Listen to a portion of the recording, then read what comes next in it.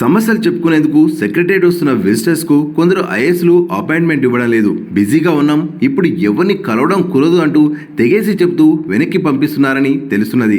సెక్రటరియట్లో ప్రతిరోజు మధ్యాహ్నం 3 గంటల నుండి సాయంత్రం 5 గంటల వరకు విజిటర్స్ టైంగా నిర్ణయించారు.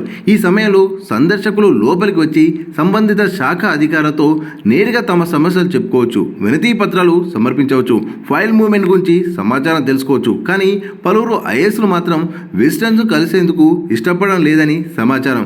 బిజీగా ఉన్నామని, ముఖ్యమైన ఫైల్ స్టడీ చేస్తున్నామంటూ వెనక్కి పంపిస్తున్నట్టు ప్రచారం జరుగుతున్నది. కొందరు ఐఏఎస్లు తమ శాఖకు చెందిన మంత్రి సెక్రటరియట్లో లేకపోతే ఏకంగా ఇంటికే వెళ్ళిపోతున్నట్టు సమాచారం. దీంతో సమస్యలు చెప్పుకునేందుకు సుదూర ప్రాంతాల నుండి వస్తున్న వారు నిరాశతో వెనక్కి వెళ్ళిపోతున్నారు.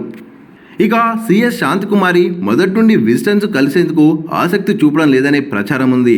ఆమె పరిధిలో పరిష్కారమయ్యే సమస్యలను సైతం వినేందుకు చొరవ చూపరనే విమర్శలున్నాయి. కాంగ్రెస్ ప్రభుత్వం పవర్లోకి వచ్చిన తర్వాత సెక్రటరియట్లోని 6వ అంతస్తుకు వెళ్లేందుకు సందర్శకులకు అనుమతి లేదు. దీంతో సిఎస్ను కలవడం పెద్ద సవాల్గా మారింది.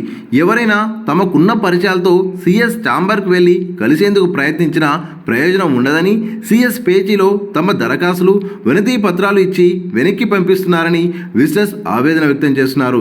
ఈ మధ్య 6వ అంతస్తులో ప్రభుత్వ సలహాదారుడు వేం నరేందర్ రెడ్డిని కలిసేందుకు పెద్ద ఎత్తున విజిటర్స్ వచ్చారు. వారంతా వరండాలో అటు ఇటు తిరుగుతుంటే చూసిన సిఎస్ విజిటర్స్ను ఎవరు రాణించారంటూ సెక్యూరిటీ స్టాఫ్పై ఆగ్రహం వ్యక్తం చేసినట్టు సమాచారం. ఇక విజిటర్స్ కోసం కేటాయించిన సమయంలోనూ సందర్శకులను రానివ్వవద్దని తన పేషీ సిబ్బందికి హెల్త్ సెక్రటరీ క్రిస్టినా ఆదేశాలు జారీ చేసినట్టు ప్రచారంలో ఉంది. ఎవరైనా తమ గోడు చెప్పుకునేందుకు ఆమె ఛాంబర్కు వస్తే మేడం బిజీగా ఉన్నారు అంటూ సిబ్బంది వెనక్కి పంపుతున్నట్టు విమర్శలున్నాయి. మేడంను కలిసే వెళ్తాం, ఎంతసేపైనా ఛాంబర్ బయటే వెయిట్ చేస్తామని విజిటర్స్ మొండికేస్తే వారిని రాత్రి పొద్దుపోయేంత వరకు వెయిట్ చేయించి చివరికి కల్పిస్తున్నట్టు ఆరోపణలున్నాయి. ఆ సమయంలో సమస్యలు వినేందుకు హెల్త్ సెక్రటరీ క్రిస్టినా ఇంట్రెస్ట్ చూపకుండా హడావుడిగా వినతి పత్రాలు తీసుకొని వెనక్కి పంపుతున్నట్టు విజిటర్స్ ఆవేదన వ్యక్తం చేస్తున్నారు.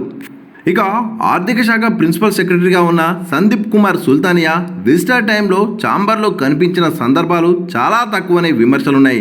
సారు ఎక్కడున్నారని పేషీ స్టాఫ్ను విజిటర్స్ ఆరా తీస్తే ఒకసారి డిప్యూటీ సీఎం వద్ద మీటింగ్లో ఉన్నారని, మరోసారి ట్రాన్స్కో ఆఫీస్లో ఉన్నారని సమాధానం ఇస్తున్నారు.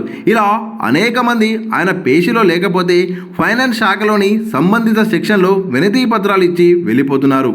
మరోవైపు బీఆర్ఎస్ పాలనలో సీఎంఓలోని కీలక శాఖల బాధ్యతలు చూసిన స్మితా సబర్వాల్ నాడు మంత్రులు, ఎమ్మెల్యేలు సైతం కలిసేందుకు వచ్చిన సమయం ఇవ్వలేదనే విమర్శలుండాయి. చివరికి సీనియర్ మంత్రుల ఫోన్లను సైతం అటెండ్ చేసేవారు కాదని టాక్ ఉంది. ప్రస్తుత కాంగ్రెస్ ప్రభుత్వంలో సైతం ఆమెపై అదే తీరు విమర్శలు వినిపిస్తున్నాయి. కొన్ని రోజుల పాటు లూప్ లైన్లో ఉన్న స్మిత తనకు ఉన్న పరిచయాలతో ఏఐసీసీలో లాబింగ్ చేయించుకొని మళ్ళీ ప్రియారిటీ పోస్టులకు వచ్చారనే ప్రచారం ఉంది.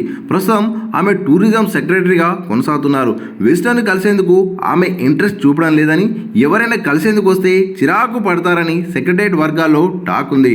మరోవైపు సెక్రటరియట్లో రోజు 2 గంటల పాటు విజిటర్ టైం ఉంటే విద్యాశాఖ సెక్రటరీ యోగితా రాణా మాత్రం కేవలం సాయంత్రం 4 గంటల నుండి 5 గంటల వరకు మాత్రమే సందర్శకులను కలుస్తున్నారు. అంతకంటే ముందు ఎవరు వచ్చినా అనుమతి ఇవ్వొద్దని పేజీ సిబ్బందికి ఆదేశాలు జారీ చేశారు. ఇక ప్రిన్సిపల్ సెక్రటరీగా రిజ్వీకి సమర్థుడైన అధికారి అనే పేరుంది. కానీ ఆయన మాత్రం విజిటర్ను కలిసేందుకు ఆసక్తి చూపరని విమర్శలున్నాయి. ప్రస్తుతం రిజ్వీ కమర్షియల్ ట్యాక్స్, ఎక్సైజ్ శాఖల బాధ్యతలు చూస్తున్నారు. వివిధ సమస్యల పరిష్కారం కోసం తనను కలిసేందుకు వచ్చే విజిటర్స్కు టైం ఇవ్వడం లేదనే విమర్శలున్నాయి. ఎస్సీ డిపార్ట్మెంట్ ప్రిన్సిపల్ సెక్రటరీగా ఉన్న శ్రీధర్ సైతం విజిటర్ పేరు చెప్పగానే చిరాకు పడతారనే ప్రచారం ఉంది. ఆయన ఎస్సీ శాఖ సెక్రటరీగా బాధ్యతలు తీసుకున్న తర్వాత 2-3 సార్ల కంటే ఎక్కువ రోజులు విజిటర్ను కలిసిన దాఖలాలు లేవనే చర్చ సెక్రటరియట్ వర్గాల్లో వినిపిస్తున్నది.